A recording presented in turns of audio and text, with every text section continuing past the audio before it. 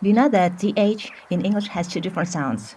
Салам, сиз thing менен this сөздөрдүн окулушундагы айырмасын билесизби? Эмне үчүн? Think жана this эмес. Бүгүн th англис тилиндеги өзгөчө үндөрдүн бири экендигин биле аласыздар. Ал эки түргө бөлүнөт. Экөөдүн айтууда үстүңкү тишке тил такалып тилдин учу бир аз көрүнөт. Voiceless th үнсүз айтылат. Мен буну жыландын үнү деп атап коем. Thing, thin, thank. Voice th үн менен айтылат. Башкача айтканда үндүү. Мен чаяндын үнү деп атап коем. Z эмес. Мисалдарды көрөбүз. This, that, they. Айырмасын кантип билебиз? Мында эки үндү айтып жатканда колуңарды мойнуңарга, кирпиктериңерге коюп текшерип көрсөңөр болот.